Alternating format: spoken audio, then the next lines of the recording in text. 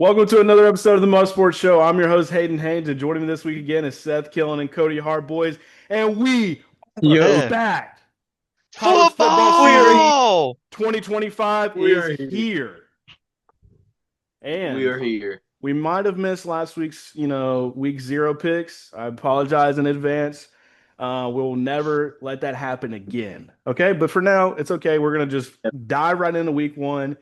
Just to let you guys know, we will be doing this kind of show weekly as far as what we're previewing. It will be about 5 games a week that we're going to preview. With each show is going to have NFL games and college football games once that both starts. But for now, it's going to be college football week one preview only. We're going to take 5 of the biggest games, I think, and we're going to break that down. Then we're going to try to repeat that every week, and then throw in the NFL in there too.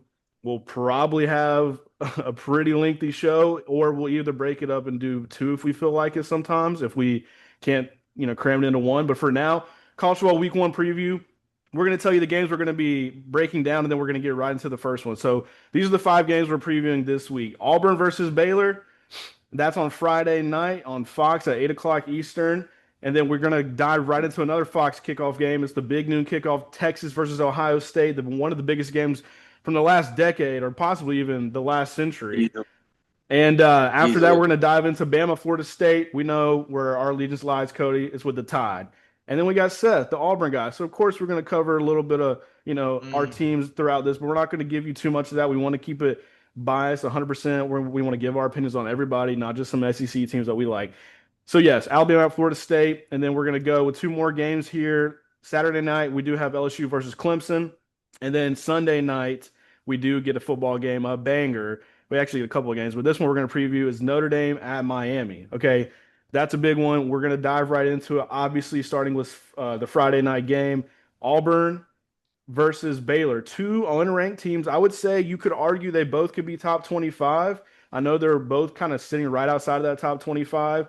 Auburn currently is now a 2.5 point favorite versus Baylor. The total is 57.5. So right now, what we know is that Auburn was a little bit of an underdog. A few weeks ago, it was kind of floating around +1.5 or +2.5, whatever book you use. It might be different. But for now, the line has moved -2.5. Couple of things about this game. I don't know if the line moved just because Baylor's apparently had some secondary injuries. A couple of their safeties and maybe one of their better DBs is a little banged up. That could play into it. We know all the sports books, they get all the information before we do. But I was reading quickly before I got on here. It seems like that's been going on. Their coach, Dave Aranda, has talked about that a little bit. So maybe that's why the line moved in Auburn's favor. But a couple of things before we go into our picks and really dive into this, just want to kind of give a rundown of some of this just preview. So Baylor, they have their quarterback returning, Sawyer Robertson, one of the best quarterbacks in the Big 12 for sure. Part of the reason why I'm so high on Baylor this season, why I did have them going to the Big 12 championship game. And I do think they have one of the best running back duos in the country, but specifically the Big 12 with running back Bryson Washington. Had 1,100 all-purpose yards last season, and really I feel like is going to kind of do a lot more this year for that offense. So Sawyer Robertson, great quarterback that has some experience. He had over 3,000 yards, 28 touchdowns. So really a good quarterback and running back duo for Baylor's offense. Now Auburn brings in transfer quarterback Jackson Arnold, five-star number one quarterback in the state coming out of the Mm. last year's class. He did go to Oklahoma, didn't pan out. Some people blame Oklahoma's offensive weapons. All their wide receivers last year got hurt, Cody, right? We remember there was a couple of weeks we came on here and we were like, oh, Auburn's playing Oklahoma this week. Oklahoma, there's no way they have a shot in this game because they have like 6 guys out. Well, turns out it didn't really matter. But sometimes, it's just on the quarterback. But I'm not saying that's the Jackson Arnold experience so far. We don't know enough, but now he is at Auburn. So he's got weapons like Cam Coleman, one of the best wide receivers returning in the country, and then transfer wide receiver from Georgia Tech, Eric Singleton, who that might be one of the best duos in all of college football. Now, Auburn's O line is supposed to be Yeah. pretty strong. Mm. Same Mm. with their defense. They've Mm. they've really returned a lot of the guys on defense. They had a solid defense last year, but they had a lot of turnovers on offense. So they really could have won 8 games, but they wound up winning 5 because you can't turn the ball over in this league. So to say all that, trench battle, I can't talk. The trench battle is critical. Auburn kind of underappreciated on the line, but they could dominate at some points in this game. And then obviously Baylor's run first identity with Washington and Robertson leading the charge. And, Baylor, they do have, I don't want to forget, number 34 wide receiver Josh Cameron on the outside, who's also one of the best special teams players in all of college football. So he's going to be a problem. Kobe Prentice from Alabama came over, but I did see the depth chart today. He's not in the starting rotation, but I expect him to play some.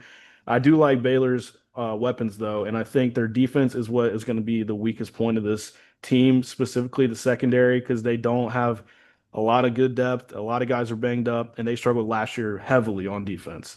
Auburn, their biggest question, I would say, is Jackson Arnold. Baylor's is their secondary. Okay, so where do you guys want to start? Does anybody want to kind of add more to that, or you just want to give your pick right now? I mean, I I'll go think ahead and Auburn's give dubbing. my pick. So that said, Auburn's That's not dubbing. Baylor's dubbing. Okay, now you got to Let me back tell that you up, what. Cody. I am. My man Sawyer Roberts is about to have the game of his life. Yeah. I think he's going to continue what he did last year. They won they rattled off I think like 6 games in a row last year after he became the starter and he just caught fire. And I think he's going to bring that over into this year. And I think that we're really going to see why he's one of the best Big 12 players in that conference, or easily could be the best player in that conference once it's all said and done.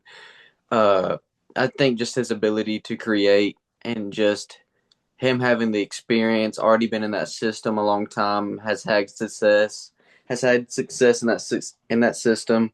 I just think it's going to go right for him, and I got to see more from Jackson Arnold, man. I would probably pick Auburn just because their defense is going to be a little bit better than Baylor's, arguably. But I think Dave Aranda, he's a defensive minded coach. I mean, he's going to give Jackson Arnold all he can handle. And from what I saw last year and what I've been hearing all through camp, is I don't know if I can trust him quite yet until I see how this game rolls on.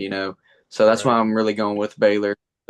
The question marks around Auburn whether aren't there as they are in Baylor with Sawyer Roberts, and I just think just the QB play is really going to be what gives Baylor the upper hand. Maybe in crunch time, maybe it's a close game in the fourth quarter, and he leads a drive. That's Yeah. what I think Baylor's going to be able to do more so Auburn. Yeah, and one more thing, So give me they're at home. Obviously, it's a night game. They're doing a little blackout with the jerseys. New chrome helmets are coming back. But they don't have a massive stadium at all. It's only like 45,000. So I don't expect it to be overwhelming for Auburn because they play in the SEC. I do think though Baylor will be juiced up and it'll be a fun game. So I oh, it's going do to be think it's going to be a really, really close game for, lots of reasons, which I do like what you brought up with Sawyer Robertson being a guy that can kind of have more experience in that clutch time moment. He's got weapons, he's got the coach. I feel like they're all in unison with that. It's just a little bit of the defense that scares me. And I would say if you ask me, um, a month or even a few weeks ago, I would probably go Baylor. But right now, I am leaning Auburn, and I've officially made my pick to be Auburn just because of the fact that Baylor's secondary really scares me. And I believe a lot that Cam Coleman and Eric Singleton are going to be nasty. And Cody, look, man, I know you hate Auburn. I don't like Auburn at all. But I'm trying so hard this year to really just be good at being biased and like just think about this like actually just who I really think is going to win. And I do think Auburn, just the fact that this is not a stadium that's going to be so loud. Like if it was 80,000, then I'd probably say Baylor, but it's half of that. So it's like I can't really expect Baylor all game to lock down those Auburn wide receivers. And if Jackson Arnold just simply does not turn the ball over more than, once or whatever, I think that their running game is always good. And I do think their wide receivers are really good. So Baylor secondary scares me. I still think if they lose, Baylor still can have a really good season and win the Big 12, even, just make the oh, Big 12 championship. But I want to go ahead and give the floor to Seth now, who also has Auburn, and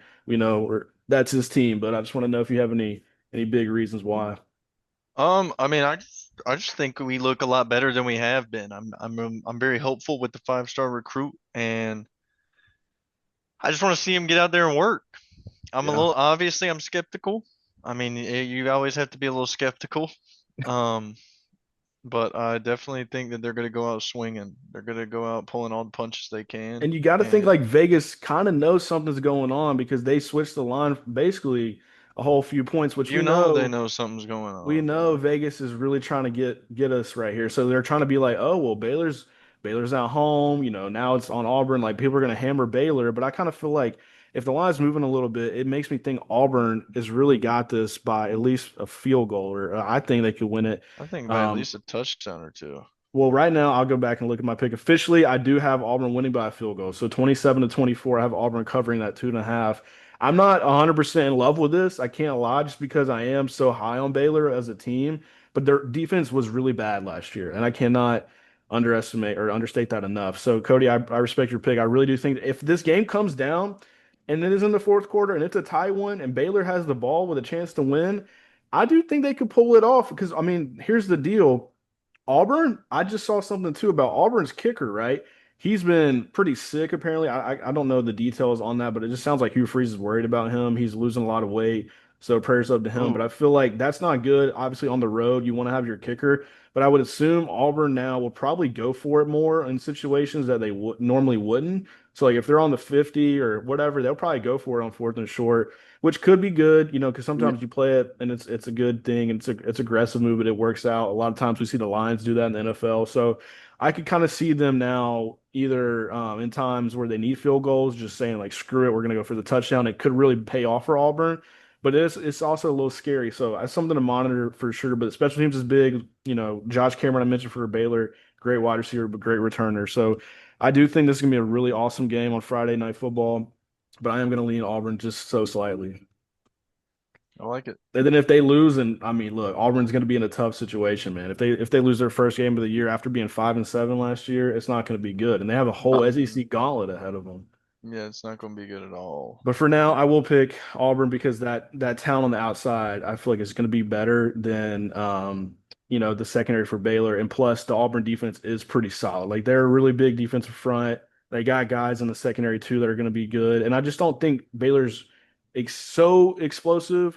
Sawyer Robertson's good, but he's going to have to kind of like dink and dunk at times. I think Auburn's pretty athletic, so they can kind of contain them a little. So the running game, Auburn will probably sell out on that, I'd imagine a little bit, just make them kind of throw. But it's gonna be a good game though. So official scores, anybody want to give their scores? I think I saw Cody's was Baylor 24-20, I'm going to go Yeah, that's me. 32-21 32-21. Auburn. Okay, that's a big little that's kind of a nasty dub right there for Auburn. If they won hmm by 11, I feel I'm like tell that's I'm a big telling you, we're win. going to come out pulling all the punches. Well, this is the team that's desperate, right? They gotta win. We They got have to to win. win. Right? I don't know. Jackson Arnold, though, he scares the hell out of me, but he has done, some good stuff at times. I think he was a high recruit for a reason. He's obviously got the potential five-star guy, Elite 11 dude. So I feel like it's gonna just have to click. And they got the weapons, man. So just get the They ball to do, them. man. Hopefully Yeah. we're not ass. I think officially I will probably say on record I got Auburn going 7-5, but like a really scrappy 7-5 year. Yeah, I think we're going like 10-2, Yeah. Hmm. maybe 10-3. It's all going to come down to Jackson Arnold, man. They got some big road games this year, so we'll see how that goes. We're But getting moving 10 wins. I, ones it would have been, I they like a will solid die for five. 10. Cody said a solid 5. A solid 5-win season So again. if they go 5-7 No. again, Hugh Freeze is gone. Yeah, Yeah. I mean, I would maybe think so. No, 100%. He'll probably get fired middle of the Not season. in 5 games this year. They're better than they were last year. I think Jackson Arnold's a better quarterback than Peyton Thorne was. I Yeah, mean, that's in right there, but I think they definitely got better weapons on the outside for a new quarterback to succeed with. yeah. And like you said, Well, that defense is always good. we're gonna They got find out in a few days, man. I mean, it's right here, it right here, man. and I can't It's wait. it's here. All right, so moving on. This is probably the biggest game for the entire season, obviously, just on paper. We do have Texas, number one, Texas versus number three, Ohio State. Ohio State is now favored by -1.5. I think, were initially like 2.5 or so, but it's moved down a little bit. The total is 47.5, which is not a lot. And I think maybe it's at 48 on Hard Rock. So it's kind of like really looking like the books really think this is going to be an ugly defensive battle. I've seen a lot of people talking about that recently, how both quarterbacks are young. They got a lot of pressure on them. The defenses are both pretty good, but the game, is going to really come down to this. These are the biggest storylines and matchups. Quarterback debuts and growth. Texas, we know Arch Manning, probably the most hyped up quarterback we will ever see just because of that name. And also, he was really, really good in high school, and he's been really, really good in the spots that he's come in at. Okay. So he's making his first big time start, I will say, even though he made a couple last year and a couple other, appearances and some garbage time. But on the road at the shoe, massive game. All right. Then you have Ohio State, who has transfer quarterback from Alabama, Julian Sand, who's also a 5-star top quarterback in his class a couple years ago. He just got named the starting quarterback. It was a little late into camp. Makes you wonder, was that a good thing or a bad thing because of that battle between him and I forget the last name of the other guy. I was just blanking right here. But basically, I said a long time ago I feel like Julian was going to be the guy. So he did turn out to win that competition. He's got talent. He played well in the spring game. The thing is, though, he's a little undersized. He obviously hasn't played, so going against one of the best defenses, probably the best defense in the SEC, arguably. I mean, Alabama's up there. We know Georgia's up there. But as far as like pure pass rushers, um, for Texas, I mean, look, it is going to be really, really hard. The one thing, though, that Ohio State can lean on is that they return a lot of guys on the offensive line that won that national championship last year. So when you have that coming back, that's a big deal for a young quarterback. Plus, you have the best wide receiver in all of college football, probably the best player in college football, in Jeremiah Smith. And then you also have Carnell Tate. We know Ohio State is wide receiver, you just like Bama and LSU. They're just a factory of, NFL product. And it's gonna be good for Julian Sand, but it's also gonna be tough just because of that lack of experience. Now, another thing before we get into our picks is the offensive defensive line rebuilds, like I mentioned a little bit. Ohio State, yeah, they're really good on the O line. Well, Texas, they might not be so good early on. A couple of things going on with Texas. They got to replace about three guys on the offensive line, I'm pretty sure. One guy, Edric Houston, a standout interior lineman, is now um, I'm sorry, I'm skipping ahead a little bit. One second here. Ohio State, okay, they are going to rely on Edric Houston, their standout interior lineman. And then Texas, what I was going to say was they're banged up right now. It seems like, yes, obviously we know they have to replace three guys on the offensive line, but they do have an injury concern with their tackle, Andre Coho, and I probably messed it up, Kojo, and he's out for the 2025 season for his torn ACL. So he's a kind of like a third guy when it comes to the tackle situation for Texas. So when you have tackle, whether it's the right or left, go out for a little bit, he would have been the guy that kind of steps in. You call those guys swing tackles or linemen, so he would have been a good depth piece. But the thing is, I just saw something recently. I was watching one of the Texas 24/7 writers was talking about uh, one of their other tackles had a hand injury. He'll be a little bit of a game time decision. So I just think the Texas O-line's got the most questions, clearly. But you have Arch Manning. You know what he's done. You know what his hype is. They also have Ryan Wingo, a wide receiver, one of the better wide receivers in the country. They bring back CJ Baxter and then Wisner at running backs to make a good rushing duo. The thing is, though, I mean, Colin Simmons on defense is a beast, one of the best pass rushers, young pass rushers in the SEC and in the country.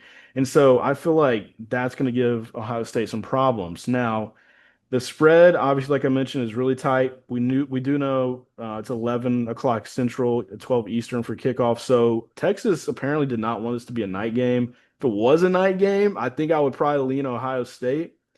Right now, I am going to pick Texas just because of the fact that it's a little bit of an early kickoff, and I trust Arch Manning more than Julian Sand and the defensive pass rushers and linebackers for Texas. With that being said, I think it's going to be a little bit of an ugly game because it's so early in the season and it's early on in the day. And I have Texas winning 24-20. And it might not be a bunch of fireworks, but I do think I'm going to take Texas just because of that experience at quarterback is a little bit more. I think he's going to have his legs, that he can use in situations where he doesn't have guys open. And then the pass rush for Texas will ultimately take them over, maybe get a strip sack late in the game that really kind of swings the momentum and gets Texas this win. Yeah, I agree. I got Texas as well. I think just kind of the experience on Arch Manning, and like you said, he's got Ryan Wingo back there and CJ Baxter, and I mean a great defense. along with that, I just think they're kind of more complete than Ohio State is because they did lose a lot to the draft, but like you said, they have a great offensive line that could really benefit them in this game, which I think it will.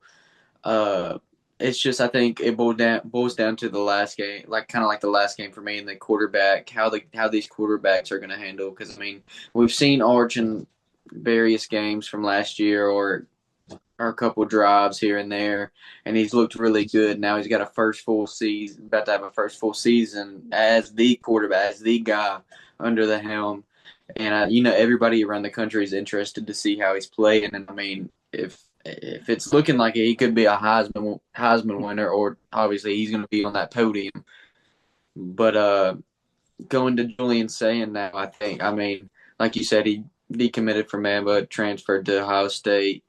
I think he 5-star. I think he's got all the potential in the world, especially with Jeremiah Smith and Cornell Tate out there. I mean, what you could do it all, really. Yeah. It's just this type of game, early, high noon kickoff. I mean, I just think with the experience, like you were saying about Texas and Arch Manning, I just like Texas in a close one. I think it's going to be a little bit more than you said. I like it like I think I said 30-27 or something like that. Yeah. But I think Texas wins, but it's going to be a close one. I think both of these teams are going to be in the college football playoff, and both of them are going to be fighting for a natty again. Yeah, And so, and one thing I wanted to just to make sure I got that was the pass rush duo that I was talking about for Texas, just to give a little bit of stats to back that up. Obviously, Colin Simmons had 9 sacks last year, 48 tackles, 14 tackles were for loss. And then Anthony Hill Jr., one of the best, probably the best linebacker in the country, arguably, had 113 tackles, 17 for loss, and 8 sacks, 4 forced fumbles. So those two guys alone will be a problem. But I do think Ohio State's O-line is good enough to kind of slow them down. But I just feel like they're going to have a couple of times mhm. late in the game where they get to Julian Sand and they kind of rattle him. So that's ultimately what pushed me over the hump to pick Texas. Now, I don't love that a lot of the people in the public are picking Texas, but I mean, at this time, it's one of those things where like I gotta just go with my gut. It's so hard to like just pick based on betting lines and like odds and all that. I try to use that as a tool, but not make it make my final decision. So go ahead. If Seth wants Right. to dive into some crazy analysis, let me know. Or if you just want to give Yep. your pick, let me know. I'm about to let you know that Ohio State's dubbing. That's what I'm about to let you Oh, know. I love it. Because if you bring on somebody with the last name Saiyan, you know Oh, buddy's about to go Super Saiyan on them Texas no. Longhorns. he's trying to The do that hype, for a TikTok edit, guys. the Don't be hype gonna fooled. be too much for Archie. Archie gonna crumble. No. Archie gonna Whoa. crumble. He gonna say, "Oh, it's too much, Jeremiah Smith, the real Yeah. Heisman." Well, guess what? He doesn't have to guard Jeremiah Smith. But That's it the don't thing. matter. He gonna have to deal with him. Look, When you look at the scoreboard, he gonna have to deal with him. I hear you, man. I think Jeremiah Smith's going to win I'm the telling you Heisman. I right really now, man, do. the best player in college football is gonna win the game So you for think Ohio State. he's He going is to gonna win the be game. the reason why they win? Yes, 100%. Okay. 100%. I think, I mean, I just think Buddy's gonna He's going to ball. have to be the reason if they want to win. I feel Yep, like, I mean, I'm telling obviously you. they could do it maybe without him, but I I think he's going to have to be the guy. and with Texas having that little those injuries you were talking about. I mean, I know it's not crazy, The O but line is a little bit of a concern. I can't lie. But the thing that makes me feel a little bit better is that at least Texas, I'm right, not Texas, Ohio State, they got to replace a lot of guys, including Jack Slater, who's on the Steelers on their edge, and then JT Tuimoloau, who's their other edge guy that's in the NFL. Kind of a big deal. But also, we know these teams can just throw guys at you. So I know people that are going to say, we have 5 stars, 4 stars. We're good. We're good. We're good. I hear you. I'm not. I've watched SEC football and right, Big Ten football my whole life. I know how they reload. But I'm yeah, just saying, Texas, they got a good defensive front. Ohio State's got a good offensive front. It's going to be a battle. And then Texas's O line's not as together and formed, but Ohio State's defensive line isn't quite there yet. But I do think they'll be good. This is a team where like Ohio State's going to be better later in the season. And I think I like what Cody Yeah. said. People are bringing this up. Texas is more complete right now. But also another thing, and I know people brought it up. I know Josh Pates talked about this. I know everybody knows all this stuff, and we're just a little old show here, just saying a bunch of the same stuff over and over. But I feel like it's very true that Steve Sarkisian needs this win because he just lost to Ohio State in the Final Four. He's come up short 2 years in the Final Four now. Ohio State has been kind of a thorn in their side a little bit. So I feel like he knows it's now or never He because needs also if they lose this game, they have such a harder schedule than Ohio State does on paper. Not like not crazy, but it's also like okay, they Texas we know plays Oklahoma. They go to Georgia. They got A&M at the end of the season. They're just in the SEC grind, and so it's big for them to win. Obviously, they're not going to be out if they lose, but it's like you would rather win because you know you got those teams to worry about later in the season. right, right, And you're and I making agree big on the fact points. that I think Ohio State's going to finish really strong. Like I think there's more questions obviously right now because no one's played. But I think at the end of the season or getting near end of the season, they're going to be hitting their full stride. Like they're going to be, I mean, they're going to be dominant Yeah. anyway. I mean, with the talent you got on that roster really falls down to on old Super Saiyan over there. If he's going I'm to go telling full you, crazy, back down. if you Yeah. see Buddy on the sideline get blonde hair, don't just know you're cooked. Yeah, You no, know you're he's reaching his final form, but I do think Saiyan is going to be a little bit of a project early on in the year. I'm just kind of worried about his his availability early in this game. Like I think if he takes a couple of big hits, I mean, we might see them go to their other quarterback, and I don't know if it's going to be like that just in general if they're going to try to use two quarterbacks at all. But I don't know. You never know with these games early in the season. It could be an experiment, and they could throw in some wrinkles like that to throw off Texas now. Score yeah. wise, I think I said 24-20. Cody, you are in Texas winning, and then you said 30-27. Yeah, and then Seth, what was your So, score? um, give me a 28-21. Okay, so I'm trying to remember. You said Auburn 30, 32 to 32 to 21, 21, something like that. and then you had and then your score was for Ohio State was what again? 28-21. 28-21. I'm just keeping note of Give me this. Jeremiah Smith with the last second tutty at the end of the game. Oh my gosh. Now that would be great. I can't lie. I'm going That'd for be it. amazing if that Yeah, happened. yeah. Yep. Oh, He I'm kidding. I had I had 24-23. My bad. I have Damn, Texas but he had a winning. 1 point game. Yeah. I did. I forgot. I had 24-20, but I switched it because I kind of felt like this is going to be one of those games where there's going to be a lot of field goals early on in the first half, and I think Ohio State maybe trails at halftime like 14-9 or something weird, but winds up being yeah, a 24-23 victory so close for Texas. Maybe they score at the end instead of Jeremiah Smith scoring. I kind of feel like I can see Arch Manning on a zone read, pull that thing, and go about 15 yards into the end zone. Nope. So that's why I'm going to kind yeah, of go with my gut and just say I thought Texas was going to win early on in the year, and I still am a little torn, but I got to go with Texas just because the edge rushers and then Arch Manning's a little bit more proven, just ever so slightly, and they need it more. I feel like than Ohio State does. Also, you never know the little natty hangover could be real. So Ohio State they might be sluggish, and also. Hmm. Texas has been really good on the road. They beat Bama a couple years ago. I was at that game. They went to Michigan and beat the crap out of them last year. So it's like they've been pretty good. 11-0 I think on the road recently. So that we got to watch out for Sark and his road dogs. But anyways, to say all that and they're number one. So it's like, it's kind of crazy they're underdogs, but whatever. So obviously, we got to touch on the Bama stuff real quick. We probably won't spend too much time on it just because we don't want to bore you guys with all the crazy Bama shit that we got to talk about. But we do want to talk about it because it's a big game still. So we know Bama is number 8. They're a 13.5 point favorite versus Florida State, who's unranked coming off that 2-10 year.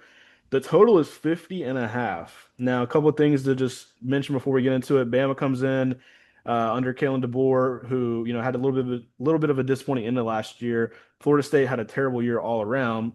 Now they did get a bunch of guys in the transfer portal, but it's always about can they gel, can they come together when the lights are the brightest. And also Gus Malzahn, who we know was the guy for Auburn for so long, who gave Mm-hmm. Alabama yeah, problems, is the offensive coordinator for Florida State.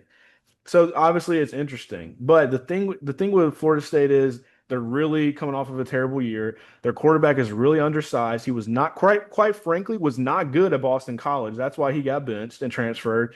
So they kind of really didn't do a great job of filling that quarterback need when they just did a terrible thing last year by getting DJ Uyagale, and then they just get a smaller version of him, it feels like this year with Tommy Castellanos.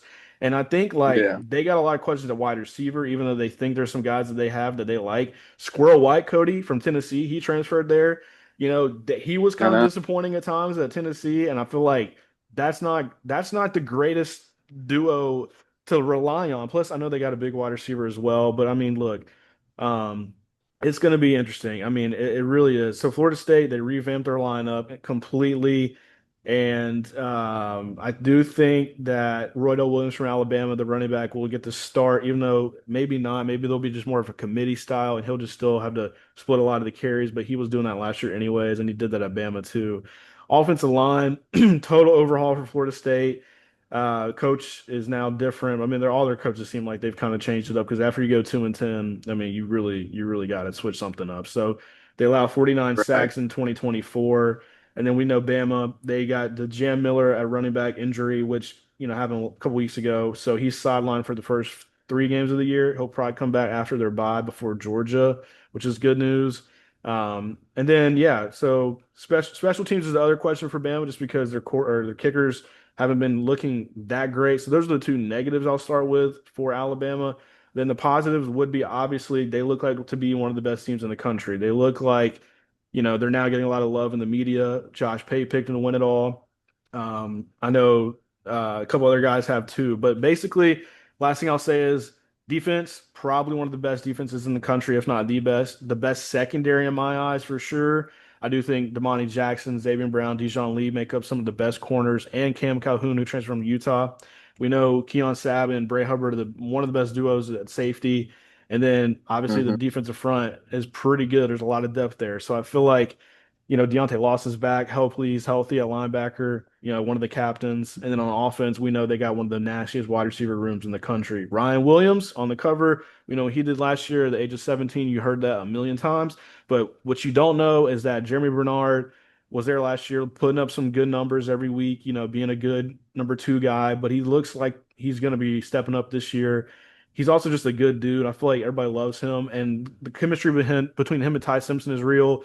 Same with transfer wide receiver Isaiah Horton, who is a big problem right now in practices. And I think he's going to have a monster year. He's a bigger guy, came over from Miami. So those three wide receivers are great, but they have a lot of depth. They got Rico Scott, who's running 23 miles per hour. They got Latsier Brooks, who's looking like mini Jalen Waddle. They got Cole Adams, the white guy that was a returner and a good wide receiver for us, and he's kind of back healthy. Jalen Hill, he's got the knee brace on, but he was really good last year until he got his knee injury. So what I'm trying to say is great offensive weapons, and then you have the O line who's looking like one of the best O lines in the country as well. Caden Proctor, 6'7", monster at tackle, probably the one of the top tackles in the NFL draft for this next year. And then the only question is Jaden Roberts is a little banged up, so at guard. So that's kind of the main concern. But center, Parker Brailsford, one of the best centers for sure. I'm done with my rant for Alabama. I will give the floor to Cody after I do say I have Bama winning this game 34-20 and covering the spread by a half a point. Yeah, I mean, I agree. I think Gus could give us some early on, could give us some trouble just because it's Gus Malzahn. But I agree with the fact that I mean, I last year watching Boston College and Castellanos, I wasn't that impressed. And like you said, he got benched, and now they brought him over. It's kind of another DJ Lagway 2.0 situation, and that's just scary for a program. Yeah. But I mean, they DJU, by the like way, not DJ Lag, but I just want to make sure people know we're or not. I know DJ you're talking about though. DJ Yeah. DJ DJ ukulele. So what I'm saying is they're gonna get beat by Bama, and Yeah. it's not gonna be pretty. All right, Is that and I'm right? gonna tell you why. Because Ty Simpson's about to throw for 4 tutties and about 300 yards total, and Man, I he's would gonna love light that. them. Oh, he's gonna light them up. Let me tell you, he's gonna light them up. But no. in all real notes, I think it could be close at first. I mean, very hostile. Like Florida State, that place is going to be rocking. Bama coming to town, that place is going to be jumping. It's going to be hostile. I think it's going to be kind of back and forth early on, but I think Bama really takes it over. Yeah. I mean, I could say in the second quarter on forward, but I mean, I just like obviously I think we're one of the best teams in the country, and I think if Florida State did so poorly last year, I mean this would be one of the big like this would be like probably the second or third biggest talked about matchup this year, arguably behind Yeah, Ohio State and Texas, obviously. for sure. But if it really just depends on how all the transfers develop and gel together at Florida State to see, all right, how's this season going to look? Are we going to look like we did last year? Are we going to look a little bit better? Or are we going to look totally different, like in a better way? Yeah. So, I mean, it's really up in the air with that Florida State team. I still obviously have my concerns about it, but and on Bama's side, I mean, it's in Ty Simpson's hand, and I think he's going to be very consistent, very very good quarterback when it's all said and done after the season. So obviously, like Hayden said, give me the Tide and give me the Tide 42-17. Oh, okay. 42-17. Let me write that down real quick. Seth, what is your final prediction? Give me. I mean, I want to troll you guys, Yeah, we know. but at the same time, I also want to beat you guys in the pick'em. So That's why I I'm like keeping gonna track of it so we can hold you accountable. I'm gonna go Yeah, Alabama too. I mean, y'all just glaze them so much. I mean, it's kind of hard for me not to. It's not even what is It's glazed, not. but it's It's also not. like we're just kind of good right You're now. just talking. I yeah, mean, you're just speaking what you think, and Yeah. I respect it, and I agree. I mean, y'all are hyping them up, so I think. I mean, obviously, we thought Florida State was going to be good last year too, and I did not, by the way. I hated them. I thought they they were suck. ass. They were awful. That was about So, one of the things I got right last year. One of the and I early mean, on takes I had. for they them were to so come bad. out, for them to come out after that season and face Bama at the first game, I mean, you're just asking for another Hey, rough season. at least it's at home and it's gonna be hot. But like That's true. Bama's ready, man. I feel like They ready, they man. know about that heat. They know how to play on the road too. So it's like obviously it's gonna be challenging early on. But I mean, I do think they can pull Hey, away. you know what they say? The tide, it gonna be rolling. Okay, what's the It score gonna be prediction though? Give me 42 Okay. to like 28. Oh, so a high scoring I game. think y'all are gonna low key go in there and just But let them we, know who's man, boss. if we give up 28 points, I'm gonna be kind of disappointed. I can't lie. 28? Dude, Really? that's a lot. That I'm is a gonna be lot. mad. Dude, Bama's defense is legit. Legit I'm top going three. to I'm hear it. I got them 34-20, but with like a Florida State garbage time touchdown. I see it 34-13, and we're basically cruising, and then they run it in at the last minute or something. I mean, that's fair. That's what I think. I'm only scoring. You got them They only get scoring the end. 17? Yeah. You both have them scoring Alabama scoring 42 though. So you're a little bit higher on the total than me. I just kind of feel like I'm a little worried with Jam Miller being out. Not like it's going to be a big deal, but just because if he was playing, I would say Bama scores maybe 40, but like I think that it's going to take a little bit of time for that running back room to really get it figured out completely, like who's the big bell cow. But they'll split it obviously with three guys. So Yeah, it'll be fine. Ty's going to surprise people this year with his legs, so I'm not worried about the run game. I think Daniel Hill and Richard Young will be pretty good, and Dre Washington. So they're all different. It'll be fun to see how they use them, though. So moving on, obviously, we do have another massive game.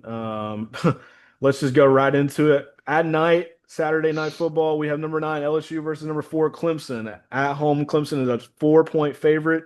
Total is 57 and a half. Some context and what's at stake. So first week of the season, we do know that LSU has struggled, right? The last few years, they've lost. Last year, I actually on the podcast with a surprising pick had USC upsetting them, and everybody was like, "Whoa!" Like because LSU was supposed to be really good last year, which they were solid, but their defense was really bad. We know they went to Vegas, they played USC. USC surprised them late in that game and won. But LSU's also lost to Florida State on week one not too long ago, and they've just struggled under Brian Kelly week one games and on defense. So obviously they want to come to Clemson and really right that ship. But playoff impact, this is massive for the 12-team playoff. Whoever wins this, I feel like won't necessarily pull away a lot, and whoever loses won't necessarily be screwed if they lose. But it's like it is nice to If know you win, if you win, it helps. this is a big momentum booster if you win this Right. game. Like if you have, if LSU somehow were to pull it off and they come down to the end of the season and let's say they do stumble a little bit and they lose to like Bama, Oklahoma and somebody like I don't know, Ole Miss or something, and they go 9-3 and they're kind of on the bubble, well then the people will be like, "Well, what about week 1 when they beat Clemson? What about that?" Cuz Clemson's let's say at that point Clemson's number 4, 3 in the country and they're 11-1 with their only loss being LSU.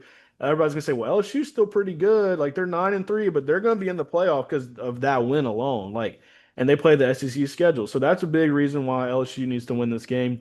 Clemson needs to win it just for the fact of like if they really want to get that home field, that bye. I guess if they want to be a top 4 seed, get that bye. It's a big game, but obviously this is a matchup of two quarterbacks that are elite. Okay, for right now, for this He, year.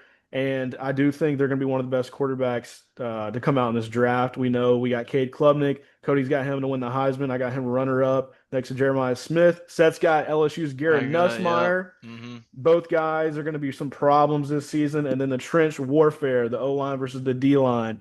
Paul Feinbaum points to LSU's offensive line as the deciding factor. Can they protect Nussmeier against Clemson's fearsome defensive front? I've mentioned him multiple times. Defensive line for Clemson is nasty, absolutely nasty with Peter Woods. And I just think their DBs are really good. And they have AJ Terrell's brother in the secondary of Varian Terrell. Um, and they just really got a lot of guys returning. They've done it the way that wasn't traditional, or was traditional, but not now considered traditional with the whole let's just keep guys in house. Let's not use the transfer portal and go pay a lot of guys and all that stuff. So they've done it differently, but they've got a lot of guys to come back. Now, LSU, they got guys to come in on defense because they were really bad at stopping the run last year. We know Bama ran all over them with Milrow. They've had trouble stopping dual threat quarterbacks. Well, Cade Klubnik, he's a dual threat. He can kill you on the ground, he can kill you in the air. He's got wide receivers that are going to be really good this year with Wesco out there, and just the running game of Cade Klubnik as well will definitely keep you on your toes if you're an LSU defense. Now, one more thing here. Yes, obviously, LSU's revamped line will definitely test that reputation of that they've been given so far of just being a little bit better than last year. And then for Clemson, we know that Dabo Sweeney, he has been a national championship head coach. They've got that pedigree. They're at home. That's pretty big at night in Death Valley. Their Death Valley, by the way, battle of who's the real Death Valley, will be a massive, massive edge, I feel like, in this game. A couple other things here. We know I mentioned the wide receivers for Clemson, Antonio Williams, Brian Wesco Jr., TJ Moore, and their converted running back, Adam Randall obviously will be a problem for LSU's secondary at times, but also LSU, they got some wide receivers as well that they're going to be leaning on. But I do think that some people still have some questions about them. But Aaron Anderson's a good weapon to have. And the running game is going to be really big. Cade Durham was not very good last year for LSU, and they just didn't have a good running game at all. And it could be partially the O line, could be the play calls. But yeah, that's kind of the big breakdown I have. But quarterbacks are going to be the highlight of this game. And then obviously some of the wide receivers and then the edge rushers for or interior D linemen and edge rushers for Clemson. So to say all that, I guess since I've been going first, I'll just go ahead and give my quick thoughts on this. I do have Clemson winning and covering the 4-point spread. I have them winning 30-24. So I guess that means the under would hit because it was 57.5. So that's my official pick, and I'll give you guys the floor. yeah, I got the Heisman winner. I got Clemson. I just think the defense is what is really going to carry them in the game.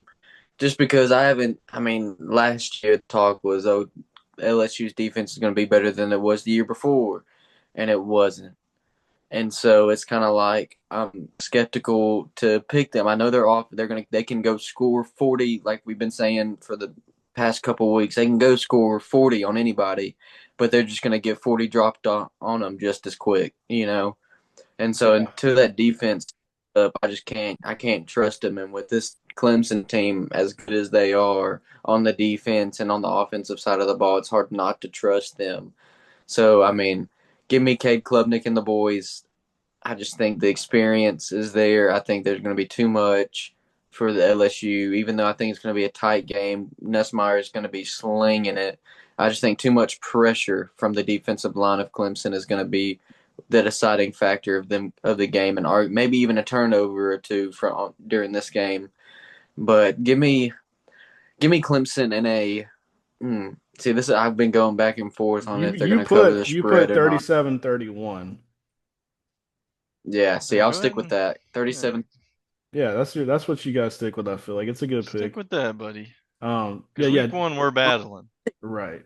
I was gonna say Yeah. TJ Parker and Peter Woods for Clemson's defensive ends.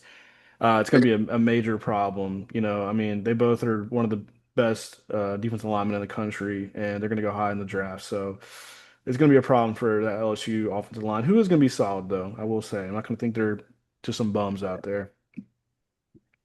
Seth, what you got? You got I mean, LSU? I like LSU, dude. I think old Nussy is gonna get it in there and bring home the dub. I That's just because he's think your Heisman pick, Oh man. yeah. that's because he's my Heisman pick. Yeah, So I think he's gonna have to he's have a gonna Heisman moment. walk in there and show Cody who's boss. Show Cody that No. maybe I should have changed my Heisman pick to Lil Nussy. Nope. Not a little It's still gonna be a messy. little club. I'm gonna beat you with the club, boy. Club me. Uh uh Nessie versus Clubby. Nussy versus the That's little clubby. Man. Nah, but also not even just Avion Terrell at corner for Clemson, but also Ashton Hampton. I don't want to forget about him.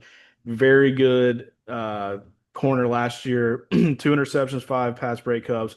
He even had a touchdown. So those two in the secondary, plus Peter Woods and TJ Parker on the D line, is ultimately why I picked Clemson.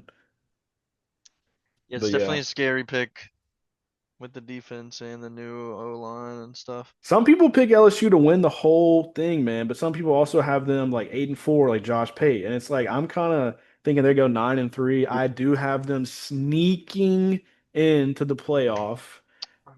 But I'm like telling barely, y'all, man. man. I'm telling y'all, Barely. man. I'm telling y'all, man.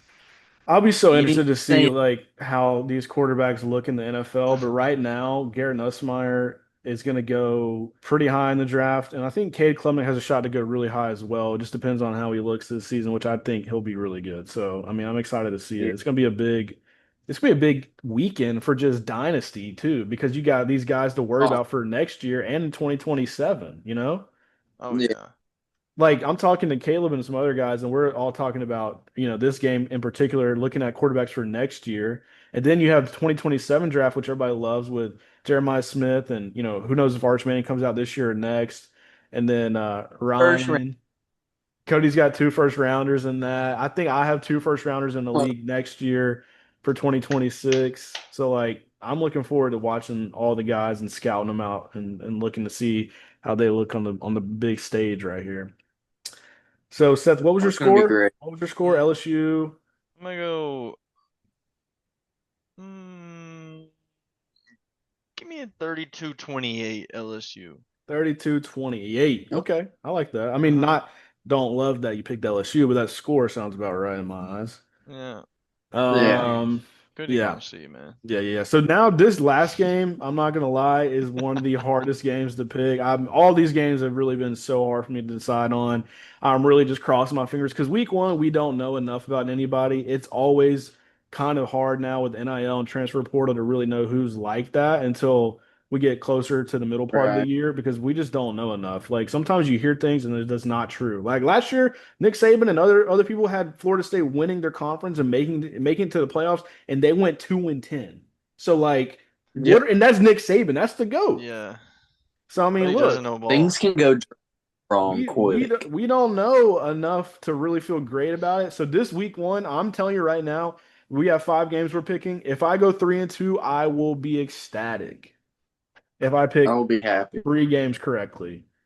Hoping though that this next one is one of them. Okay, so we got Yeah. an old school kind of battle that we saw a lot. And I feel like recently, both these teams have kind of come back to life.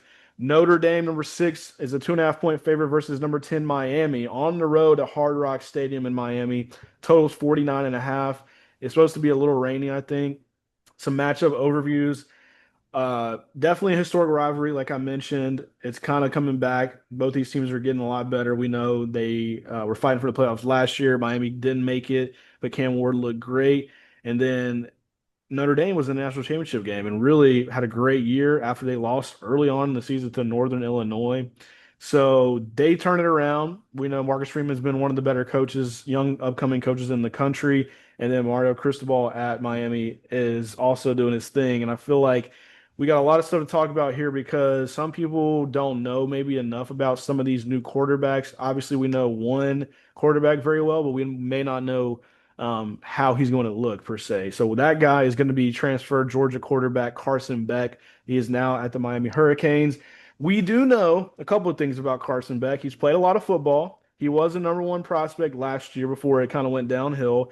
He did struggle at times, but he also had Georgia wide receivers that led the country in drops. I feel like that does not need to go without being said. They were really not good last year. They hurt Carson Beck at times. I was not a big Carson Beck and Georgia guy last year, but I was also just like aware of their situation and wide receivers and running back, and they weren't very good like they normally are. So that's kind of why. But I do think he comes to Miami. He's got a chip on his shoulder, so that's something to monitor. Plus, they have one of the best offensive lines. They think it's one of the best in the country. And I really do think that's going to go a long way for Carson. Their wide receivers they lost. We know Restrepo's in the NFL fighting to make the Titans. We know Isaiah Horton went to Bama, but they got some young guys they believe in. So that's going to be something to monitor. Plus their defense, they kind of trust some of their corners out there. They think that they like what they have. Cristobal is a good coach, like I mentioned. And then with Notre Dame, they got a great defense, especially under Marcus Freeman. They're going to be a problem. Their offense does have some questions at quarterback. Clearly, we know CJ Carr now is the quarterback. He won that battle, but it does not seem like it was the greatest showing at times. It felt like that he won that battle pretty late, also like Julian Sand did for Ohio State. So that's something to monitor, but he is a guy that could maybe give you some more just vertical passing threat. They brought in some wide receivers. I feel like definitely that's something to monitor. Obviously, um, they do have the best running back possibly in the country, with Jeremiah Love. I mean, Cody, would you say Jeremiah Love is number one for sure, or would you say, he's just top three or what? I mean, he's definitely one of the best. I think he's definitely number one as of right now. That could easily change with someone just having a breakout season, kind of like we saw with Ashton Jeanty last year, just going insane. Yeah. And I mean, last year season, Ollie Gordon was the talk of the town, being the no, and then that drastically changed. So I mean, it really just depends. But as we're talking right now, Jeremiah Love is definitely the best running back in college football. Right. But that could at any moment. But I think he's going to be. I think Jeremiah Love is going to be very, very good this year. Very consistent. He could be at the end of the season still the best running back in the country. I Yeah. got high praise for Love. I think he's going to be very good for Notre Dame this year. Yep, I agree with that. Also, Notre Dame, just on defense, they do have Leonard Moore at corner. He was a freshman All-American and freshman defensive player of the year. FWAA freshman defensive player of the year, only allowed 46.4% completion rate. And also linebacker Drake Bowen is back, 78 tackles, three forced fumbles. One of the nation's most efficient tacklers, too. At safety, they do have Aiden Schuler coming back with 59 tackles, three picks, five pass breakups, and a touchdown. They brought in Devontae Smith from Alabama, not to be confused with Heisman winner Devontae Smith, but he was pretty good on defense for Bama last year. He's a hard hitter. He's got some experience from Bama, so that is going to be a good secondary to watch out for. Miami defensive standouts. They do have Ruben Bain Jr., defensive end. He was an ACC Defensive Rookie of the Year. He had 67 tackles, 18 were for loss, and 11 sacks, which is a pretty, it's pretty big right there for a young That's guy like him. So, I mean, you got to watch out for him off the edge for Ohio State. They also have defensive lineman Akeem Mesidor, and he had 5.5 sacks last year, nine for loss. He led draft eligible edge rushers in PFF grade. So just want to mention that they have a really good returning pass rush for Miami. So really something to monitor here is just how the weather goes. I feel like if it is going to be a rainy game, We're going to know that they're going to hand the ball off to Jeremiah Love for Notre Dame.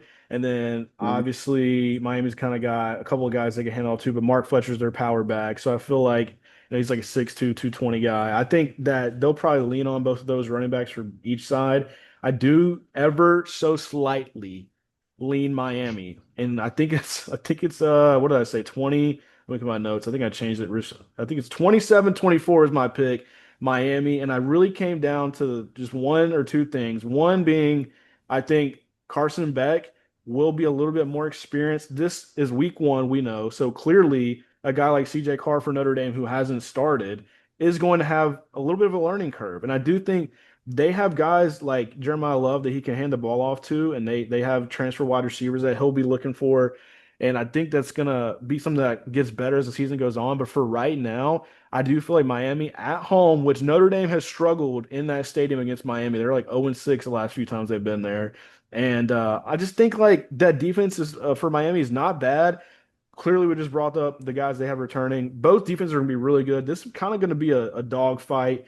And I'm going to go with the more experienced quarterback with Carson Beck. I just think he can run when he needs to. He can throw it. They don't have explosive guys, but they do like what they have. And I think that we're going to see this game kind of just be decided by a little bit of just the offensive, experience. And I think that that's more in Miami's favor just because that is a quarterback driven team. And I think like, Notre Dame, yeah, they got Jeremiah Love, but what if Miami just sells out? Like they see it's raining.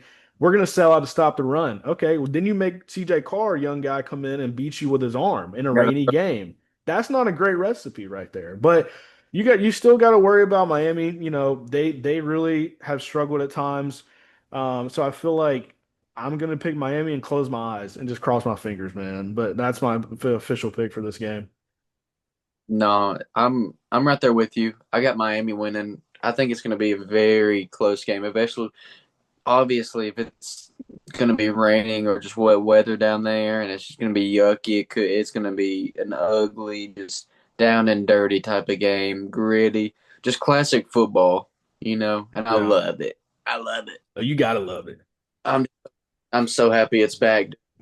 No, but I think just the experience, Carson Beck, hey, him being in the game so long now, I think is just kind of the what gets Miami over the hump. Because I mean, you can sell out on the run for both sides, but if you don't have that experienced quarterback or someone who can handle that pressure, it's going to be a long day. And I think that just leans more towards Miami because Carson's been in those type of situations, played in every environment, and has done well to Yeah, for the most part. So I just like Miami, just with the like I've been hammering the same head the whole time. I like the experience factor. I mean, like you said, 6-0 in the last couple of games. Miami's beaten Notre Dame in Miami, yeah. so give me that all day. I like Miami, and I don't know what I put on the paper on our slip. You had Miami 27-23. I had 27-24. Yeah, see, I think it's going to be very, very close. I think the last moment field goal for Miami could win it, but I think both these teams we could but see both these teams at the end of the year in the playoffs. I think both of these teams are going to be very good. I'm very interested to see how CJ Carr develops in that system. Obviously, a tough first game to come out to in Miami. Could be nasty weather. Right. Hopefully it bodes well for them. But I think they could lean on Jeremiah Love all day, and I mean that's not a bad thing, because he's a great running back and has proven to be a great running back from last year. But Yeah. like you said, if both teams sell out on the run and you got to depend on one of these two quarterbacks, give me Carson Beck, and I think that's just what it boils down to, and Yeah. what my pick boils down to in the most part. Yeah. And Seth also has Miami, but I don't know what your score would be, Seth, in this one. Uh, I mean, I'll take just a measly 28, 20, 24 Okay, so we're all in Miami. that little 20s, late like high 20s for Miami, mid I 20s feel for like Notre we're Dame. we're kind of Yeah, slipping on it too. I feel like we need more 50s. Well, right, here's the thing though, right? Like week one, we don't know. We don't Sometimes know. early in the Yeah. year, the defenses are more experienced and ready because it takes a Yeah. while for offenses to gel. To So I kind of get think in there. I'm kind of gonna play it safe, and I'm really just looking at how Vegas is doing the totals. Like the Ohio State Texas game is a low total. So is what did I say? Notre Dame Miami's was hold on, I'm going back in the notes. It was 49 and a half. So that's not a lot, right? So if we're thinking it's raining, possibly, I would be, comfortable with this prediction that we all Yeah. have. So I think That's valid. it's the Clemson game and LSU game. Clemson versus LSU was 57 and a half total. We all, let's see, what was our scores for that again? I know I had 30 to 24 Clemson. Cody had 37-31, set that 32 to 28. So we're kind of in the ballpark. And then we Yeah. do have Bama scoring a decent amount. You both had Bama scoring 42. And then for the Auburn Baylor game, also supposed to be a little bit of a shootout, but I kind of had them lower, 27-24, Seth had 32-21, Cody had 24 to 20 Baylor. So Cody's kind of expecting Baylor to lock up a little bit. So I feel like we're not too far off from what, the totals are. It'll be interesting to see. Cody was a little bit higher with the Texas Ohio State game at 30 to 27 Texas. I got Texas 24 to 23. So close scores for a lot of these games. The only blowout we Yeah. really had was Bama Florida State. Nothing. Let's just read before we're done with the show because this is pretty much it. We're gonna go through once again. Here's the picks for our 5 games we're previewing for week one. Auburn versus Baylor. Seth has Auburn 32 to 21. Cody has Baylor 24 to 20. I have Auburn 27 to 24. Texas versus Ohio State. Seth has Ohio State 28 to 21. Cody has Texas 30 to 27. I have Texas 24 to 23. Alabama Florida State. Seth has 42-30 or 42-28 Bama. Cody has 42-17. I have 40, no, just kidding. 34 to 20 Alabama. LSU Clemson. Seth's got LSU winning 32-28. Cody has Clemson winning 37-31. I have Clemson winning 30 to 24. And then, like we just said for Miami and Notre Dame, Seth's got Miami 28-24. Cody 27-23 Miami. And I have Miami 27-24. So let's see here. Seth has got So I'm couple gonna of win that's got an this week. upset and no LSU. That was LSU, his yeah, upset that's the as far as the one. betting lines go. Yeah. I'm gonna be winning up a game. Cody's upset That's is negative. Baylor. Um, my upset technically is Miami and Texas, both getting those games when they're slight underdogs. Yeah. So, yeah, I mean, look, I'm so excited that football's here, boys. It's I hated that we missed it's last week's episode because week zero is fun, but like, look, this is the big dog slate. the This is big where the dog. big dogs come out and eat. Okay, so we're here now. We're We got here. football for the next 4 months, and we're Oh, gonna It's be it's living lit. in some glory, and we're gonna roll in some money this year. This year we're gonna lock in the NFL picks. We're gonna lock in college football picks. Does anybody know? Is there any pick that you are willing to say like this is my favorite pick of the week, like as far as a spread goes or a total or anything off these games that we have? Is there anything you like that's like this is my most confident pick that you can give the viewers? yeah. What's the Baylor one? I just think Baylor's gonna be. Baylor's a 2.5 point underdog. So you're saying go plus 2.5 for Baylor. Yeah. Okay, so Go Cody's plus. lock is Baylor 2.5 plus 2.5. Seth, do you have a lock for the games that Give we me the talked about? opposite of Cody's. Seth's lock is Auburn minus 2.5. Okay. Um, It's not. Auburn's winning. I think my lock is going to be Saint so State what? versus. No, I'm trying to go with a total instead. I'm trying to go. Total point.